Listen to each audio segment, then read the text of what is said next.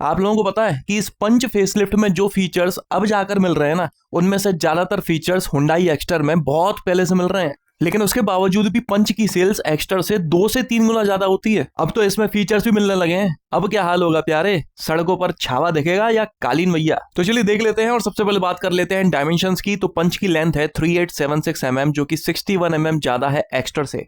Width 32 mm ज्यादा है। Height 16 mm ज्यादा है। हालांकि जो एक्स्टर की हाइट ये सामने आप देख रहे हो, ये रूफ रेल्स को इंक्लूड करके है। और रही बात व्हील बेस की, तो पंच का 5 mm कम है। पंच फेसलिफ्ट के लॉन्च इवेंट में टाटा वालों ने बताया था कि इस गाड़ी की ड्राइवर सीट पर बैठकर आपको 73.3% क्लियर व्यू मिलता है अगल बगल का, जबकि कंपटीशन में आने वाली किसी भी गाड़ी में मैक्सिमम 69% का ही मिल पाता है। इसी तरह से कैबिन की स्पेस को भी इन्होंने बारीकी से नाप के बताया है। लॉन्गिट्यूडिनल स्पेस यूटिलाइजेशन है 70% का, कंपटीशन का है मैक्सिमम 61%। ट्रांसवर्स स्पेस यूटिलाइजेशन है 80% का, कंपटीशन का है मैक्सिमम 72%। रियर लेगरूम है 910 mm का, जो कि राइवल्स के मैक्सिमम नंबर के बराबर है। शोल्डर रूम 1365 mm और हिप रूम 1256 mm का है, जो कि राइवल्स से ज्यादा है। इसी तरह से पीछे के फ्लोर पर आपको जो स्पेस मिलती है वो है 250 mm की, जो राइवल्स से अच्छी है। तो कैबिन स्पेस के मामले में तो ये अपनी राइवल्स से या तो बरोबर है या उनसे बेहतर है। बूट स्पेस की बात करते हैं तो इसमें 366 लीटर की बूट मिलती है, जो कि 25 लीटर कम है एक्स्टर में मिलने वाली 391 लीटर की बूट स्पेस से। लॉन्च इवेंट में इन्होंने कहीं भी एक्स्टर की बूट की बात नहीं करी, क्योंकि वो ज्यादा थी ना। इन दोनों ही गाड़ियों में आपको डुअल सिलेंडर टेक्नोलॉजी मिलती है, मतलब कि सीएनजी टैंक होने के बावजूद भी आपको बूट स्पेस मिल जाती है। पंच में आपको सीएनजी के साथ में 210 लीटर की बूट मिलती है, लेकिन एक्स्टर में कितनी मिलती है ये ऑफिशियल नहीं है। फ्यूल टैंक कैपेसिटी की बात करें तो दोनों गाड़ियों की बराबर है 37 लीटर की, और अगर आप सीएनजी टैंक देखते हो तो 60 लीटर का दोनों में मिल जाता है। पंच की ग्राउंड क्लियरेंस को इंक्रीज कर दिया है, अब 193 mm की मिलती है, जो कि 8 mm ज्यादा है एक्स्टर में मिलने वाली 185 mm की ग्राउंड क्लियरेंस से। हालांकि टाटा वालों का क्लेम करना है कि एक्स्टर में 185 नहीं 175 mm की मिलती है। इंजन ऑप्शंस के बारे में बात कर लेते हैं तो पंच में 1.2 लीटर रिवोट्रॉन 3 सिलेंडर पेट्रोल इंजन मिलता है, जो 86.59 bhp की पावर और 115 Nm का टॉर्क जनरेट करता है। इसमें आपको मैनुअल के साथ साथ AMT ऑटोमेटिक टेक्नोलॉजी मिल जाती है। अगर इस इंजन को हम कंपेयर करते हैं एक्स्टर में मिलने वाले 1.2 लीटर 4 सिलेंडर पेट्रोल इंजन से, तो ये 4.73 bhp की पावर और 1.2 Nm का टॉर्क ज्यादा जनरेट करता है। पंच फेसलिफ्ट के इस पेट्रोल इंजन में कितना माइलेज मिलेगा ये अभी तक ऑफिशियली नहीं बताया गया है, लेकिन इंजन में कोई चेंज नहीं किया गया है, इसलिए पुराना वाला ही माइलेज आपको वापस मिल सकता है। मैनुअल में 20.09 और ऑटोमेटिक में 18.8, जबकि एक्स्टर में मैनुअल में 19.4 और ऑटोमेटिक में 19.2 आपको मिल जाता है। इन दोनों ही इंजन में आपको कंपनी फिटेड सीएनजी मिलती है, लेकिन पंच सीएनजी 4.34 bhp पावर और 7.8 Nm का टॉर्क ज्यादा जनरेट करती है। बड़ी बात यह है कि पंच सीएनजी में आपको मैनुअल के साथ साथ AMT ऑटोमेटिक मिल जाता है, जबकि एक्स्टर में सिर्फ मैनुअल दिया गया है। रही बात माइलेज की, तो पंच सीएनजी मैनुअल में पहले 26.99 किलोमीटर पर किलोग्राम का माइलेज क्लेम किया जाता था, अभी भी उतना ही होना चाहिए, और एक्स्टर मैनुअल में भी आपको 27.1 किलोमीटर पर किलोग्राम का माइलेज मिल जाता है।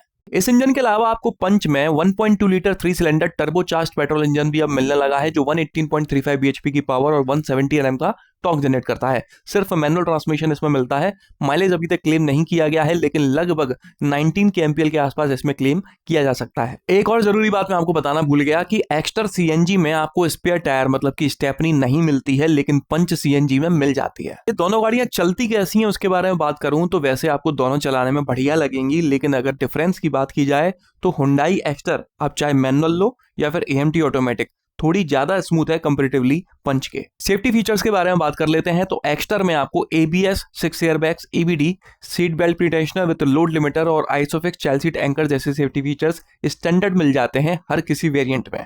और अगर आप बेस वेरिएंट छोड़कर कोई भी दूसरा वेरिएंट खरीदते हो तो आपको इन सभी सेफ्टी फीचर्स के अलावा इलेक्ट्रॉनिक स्टेबिलिटी कंट्रोल, हिल असिस्ट कंट्रोल और व्हीकल स्टेबिलिटी मैनेजमेंट जैसे फीचर्स भी मिल जाते हैं। वहीं अगर हम पंच की बात करें तो टाटा की हर गाड़ी की तरह लिस्ट थोड़ी लंबी है। ABS, 6 airbags, EBD, electronic stability programme, brake disc wiping, corner stability control, hill hold control, roll over mitigation, seat belt pretensioner with load limiter जैसे फीचर्स आपको स्टैंडर्ड मिल जाते हैं।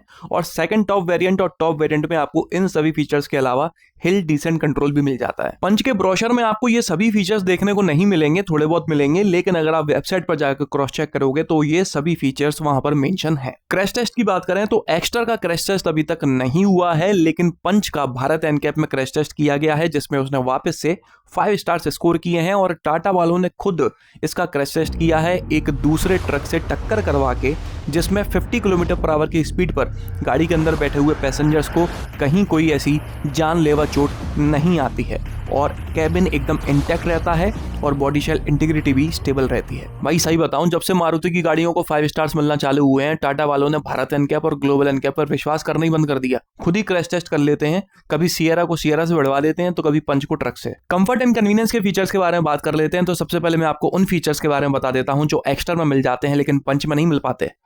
पंच का आप चाहे कोई भी वेरिएंट खरीद लो, आपको लेदर सीट्स नहीं मिलती हैं, फैब्रिक सीट ही मिल रही होती है टॉप वेरिएंट में भी। लेकिन एक्स्टर में आपको फैब्रिक के साथ लेदर का कॉम्बिनेशन मिल जाता है।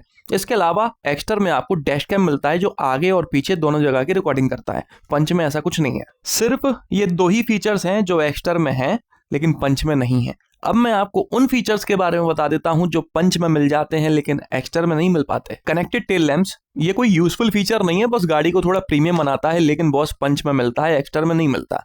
10.25 इंच की टच स्क्रीन मिलती है आपको पंच में, एक्स्टर में आपको मैक्सिमम 8 इंच की मिलती है।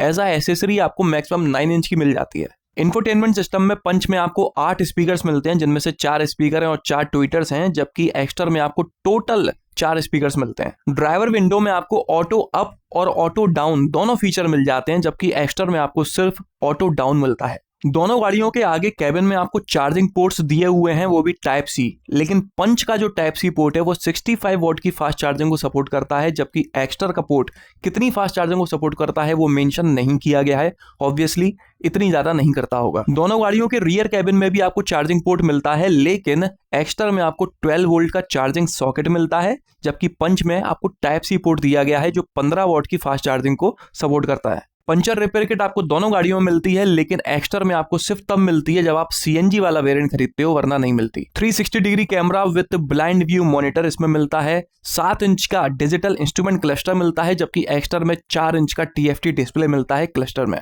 Rear armrest LED MFR headlamps, जबकि एक्स्टर में आपको प्रोजेक्टर बाई फंक्शनल हेडलैम्प्स मिलते हैं। कहने को दोनों का थ्रो काफी अच्छा है, लेकिन प्रोजेक्टर हेडलैम्प जो है एक्स्टर वाले, उसकी रोशनी पीली होती है और इसकी सफेद होती है। अब आजकल बहुत सफेद का जमाना चल रहा है। LED फॉग लैम्प्स मिलते हैं, वो भी कॉर्नरिंग फंक्शन के साथ में, जबकि एक्स्टर में फॉग लैम्प लगाने की जगह ही नहीं है, उनकी जगह पर हेडलैम्प्स हैं। फ्रंट के साथ साथ रियर फॉग लैम्प्स मिलते हैं, ऑटो डिम IRVM है, extended thigh support, rain sensing wipers, express cool function, drive modes मिलते हैं, इको और सिटी। 90 डिग्री ओपनिंग डोर्स मिलते हैं। 90 डिग्री ओपनिंग डोर्स टाटा वाले एज अ फीचर बताते हैं, लेकिन कुछ लोगों के लिए ये परेशानी होती है बॉस। क्या है कि एक छुटकू सा बंदा रील बना रहा था, वो ड्राइवर सीट पर बैठा हुआ था और खुले हुए डोर को बंद ही नहीं कर पा रहा था, उसका हाथ ही नहीं पहुंच रहा था, तो वो गाड़ी से उतरा है फिर बंद किया है। तो भाई अगर आपके हाथ टुंडे हैं, मतलब छोटे हैं, या आप खुद ही पूरे छोटे हो, तो ये गाड़ी मत लेना। एडेल स्टार्ट स्टॉप टेक्नोलॉजी, ये फीचर गिनने के लिए तो ठीक है, मेरे हिसाब से कोई काम का नहीं है। आज तक इसने कोई तेल फेल नहीं बचाया भाई।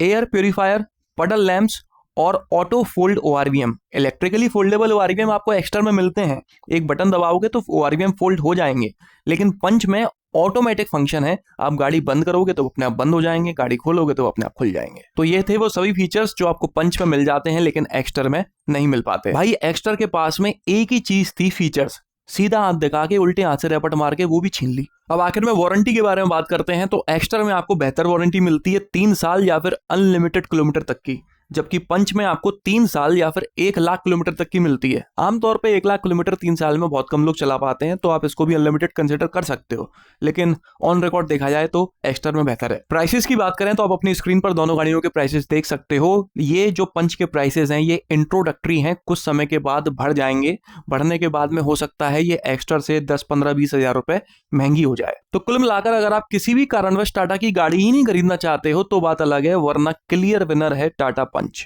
कमेंट करके आप लोग भी बताइएगा कि अगर आपकी जेब में 10 लाख पड़ा हो तो इन दोनों में से किस गाड़ी को खरीदना पसंद करोगे।